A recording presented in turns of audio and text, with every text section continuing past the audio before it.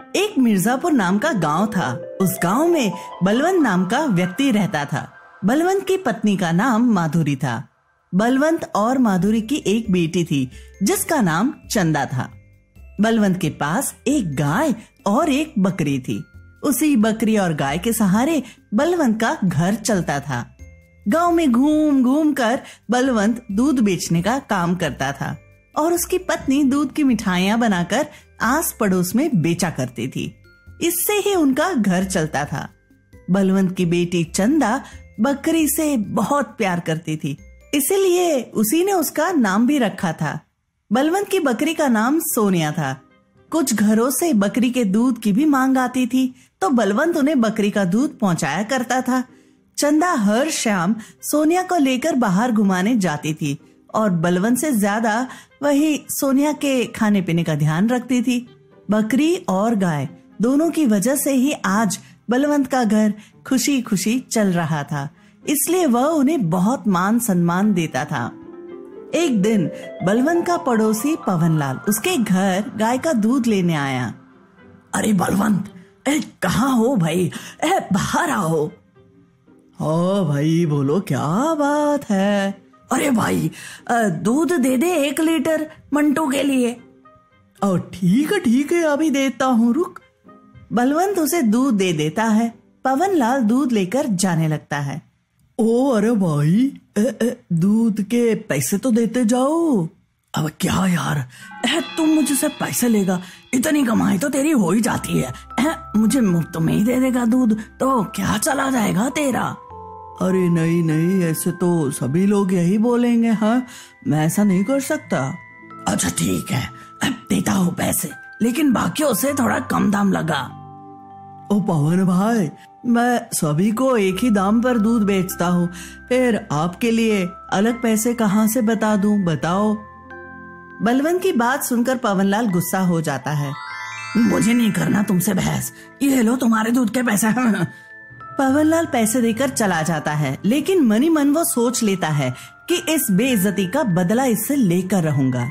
एक दिन बलवंत माधुरी से कहता है, अरे सुरेश भाई की बेटी की शादी होने वाली है, इसलिए उन्होंने हमें ही मिठाई बनाकर पहुंचाने का काम दिया है। अगले हफ्ते ही शादी है। ओह, चलो अच्छी बात है, हमें सारी मिठाइयाँ समय पर बना दूंगी। पिताजी, शादी में हम भी जाएंगे क्या? हाँ चंदा, हमें भी वहां जाने का निमंत्रण मिला है।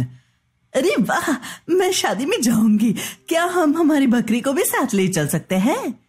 ये क्या बात कर रही हो चंदा, तुम शादी में बकरी को लेकर थोड़ी ही जाते हैं। चंदा की बात सुनकर बलवंत हंसने लगता है।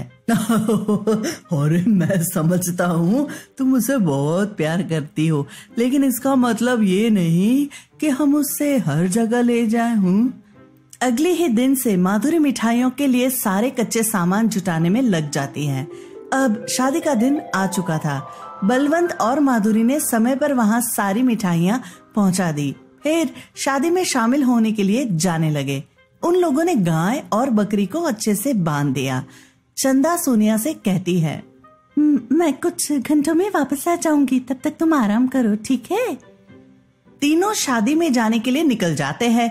जब पवनलाल यह देखता है कि बलवंत के पूरे परिवार वाले जा चुके हैं, सिर्फ गाय और बकरी बंदी है, तभी वह सोच लेता है वह बलवंत से उस दिन का बदला अभी भी लेगा। इस बकरी से तो बलवंत और उसकी बेटी को बहुत प्यार है। हाँ, इस बकरी को ही चुरा लेता हूँ, फिर देखता हूँ वो लोग क्या करते हैं। पवनलाल चुपके से बलवंत के घर में घुस गया और बकरी को चुराकर उसी रात गांव से दूर चला आया। बकरी जोर जोर से मैं कर रही थी। पवनलाल ने उसके मुंह पर कपड़ा बांध दिया। सभी गांव वाले शादी के समारोह में व्यस्त थे, इसलिए उसे बकरी को ले जाते हुए किसी ने नहीं देखा। पवनलाल गांव से दूर अपने एक दोस्त के पास आया जिसका नाम मोनू था। मोनू, मैं तेरे लिए एक उपहार लाया हूं, ये देख ये बकरी। वाह, क्या अब से ये मेरी हो गई?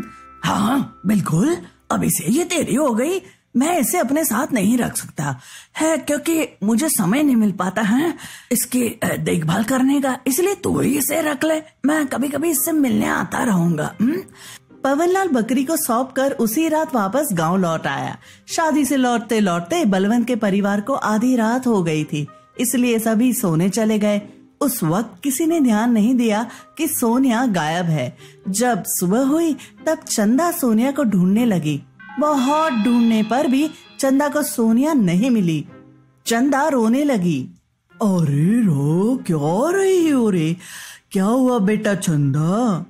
पिताजी देखिए ना, हमारी बकरी कहाँ चली गई है, सुबह से नहीं मिल रही। अच्छा, तो क्या वो तुम्हारे साथ भी नहीं? मुझे भी सुबह नहीं मिल रही थी तो मैंने सोचा वो तुम्हारे साथ होगी। नहीं पिताजी, वो मेरे साथ नहीं, आप उसे खोज दीजिए। अच्छा, रोना बंद करो, हम उसे ढूंढ लेंगे। सभी मिलकर सोनिया को ढूंढने लगे। पवनलाल उन्हें परेशान होता देख मन ही मन बहुत खुश हो रहा था। पवन, क्या तूने मेरी बकरी को देखा है? वो सुबह से नहीं मिल रही। अब नहीं, मुझे नहीं पता वो कहाँ है। बलवंत ने पूरे गांव में अपनी बकरी को ढूंढ लिया, लेकिन वह बकरी उसे नहीं मिल पाई। पता नहीं तू कहाँ चली गई है, हे भगवान। मेरी प्यारी सोनिया, आ जाना मेरे पास, मुझे तेरी बहुत याद आ रही है। चंदा हर रोज सोनिया को याद करके रोया करती थी, लेकिन वह उसे नहीं मिल पा रही थी। कुछ महीने बीत गए, चंदा अभी भी सोनिया को याद किया करती थी। एक दिन चंदा अपने पिताजी से बोली, पिताजी मुझे कुछ किताबें चाहिए, वह किताबें यहाँ नहीं मिलेगी, यहाँ से थोड़ी दूर पर जो गांव है वहां मिल जाएगी। अच्छा, कल चलता हूँ फिर, खरीद लेना तुम्हें जो खरीदना है। अगले दिन ही बलवंत और चंदा वहां जाने के लिए निकल गए। जब वह दोनों वहां पहुंचे तो उन्हें किताबें मिल गई। किताबें लेकर बलवंत और चंदा घर के लिए रवाना हो रही थी। तभी एक व्यक्ति बलवंत को रोकता है। वह व्यक्ति मोनू था। मोनू बलवंत का दोस्त भी था। यह बात पवनलाल को मालूम नहीं थी। अरे बलवंत, यहाँ कैसे?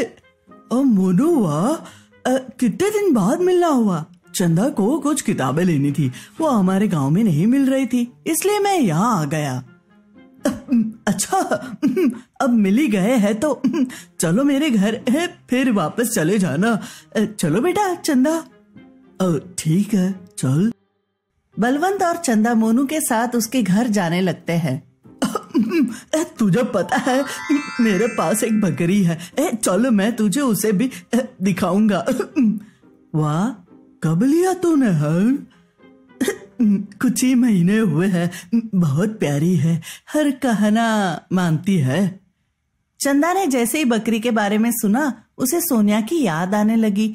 वह सोनिया के बारे में सोचकर दुखी हो गई। जब वह दोनों मोनू के घर पहुंचे तो उन्होंने सोनिया को वहां देखा। सोनिया, तू यहाँ आखिर कैसे आई? हाँ, चंदा दौड़ती हुई सोनिया के पास आई। आखिर तू मुझे मिली गई। हाँ, इतने दिनों में मैंने तुझे बहुत याद किया। सोनिया भी चंदा और बलवंत को देखकर जोर जोर से आवाजें निकालने लगी। सोनिया, तुम यहाँ कैसे आई?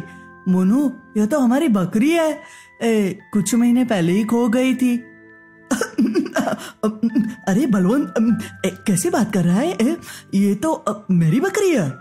अच्छा, यह बता तुझे कहाँ से मिली? यह तो मेरे दोस्त पवनलाल ने मुझे उपहार में दिया है। पवनलाल तो मेरे गांव के पड़ोस में रहता है।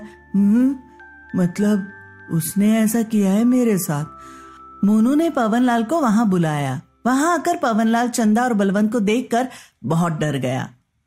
पवन, तूने ऐसा क्यों किया, बता।